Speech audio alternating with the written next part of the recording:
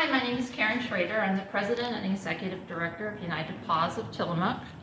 I'm happy to welcome you here to our new spay-neuter clinic space here on North Main in Tillamook, Oregon.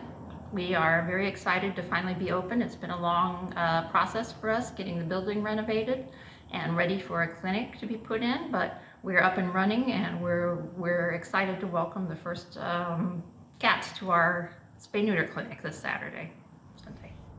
So this is our intake facility here, our intake room and exam room for clinics we'll be doing in the future for wellness, vaccination, microchipping clinics, that sort of thing.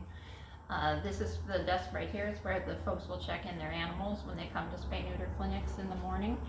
They will be greeted by our check-in staff. They'll go through their paperwork, and then they will be, their animals will get numbers put assigned to them. And then once the animal is got their number and their paperwork is filled out, they come over here. Okay, so then the animals will come in through here, and they'll be staged on these tables will be empty for clinic on Sunday. And they'll be staged on these according to their arrival time and according to male and female, as we do them in groups in surgery. And so they wait here until we're actually ready for them back in the surgery suite. And once we're ready to transfer them, we transfer them usually about 3 or 4 at a time. They come through here.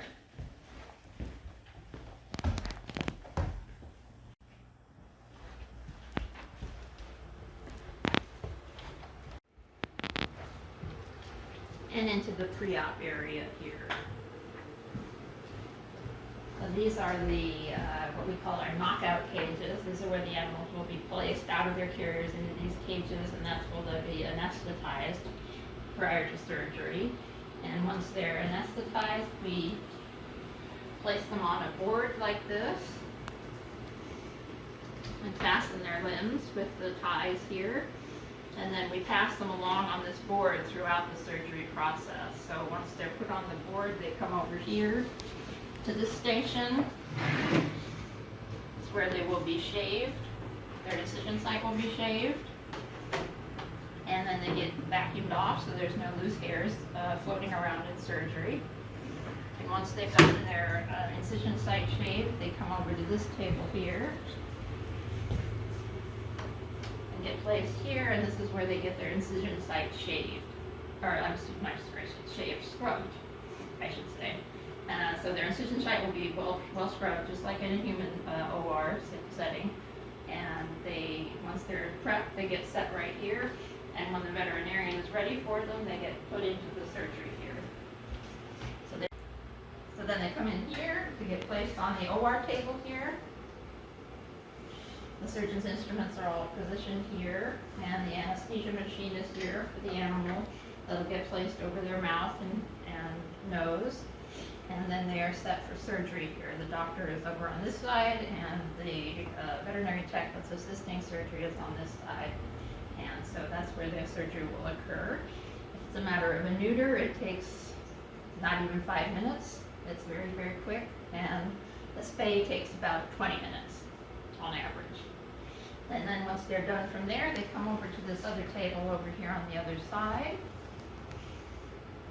And this is where they receive all of their vaccines, if they have been ordered by their caregiver, or any pain medications that they're going to be given for surgery, post-surgical pain. They'll have that administered here. If they're a feral cat and they're going to be ear-tipped, they'll be ear-tipped over here while they're still under anesthesia. So all of that takes place at this station here. So this is where the animals come post-surgery. There will be tables set up here, and they'll have warming pads on them, and then the animals are brought out. They're taken off that transport board here, and they're wrapped up in fleece and kept on the warming pads until they start to come out of anesthesia. And then once they're starting to wake up, they'll be transferred back into the carrier in which they came to the clinic in.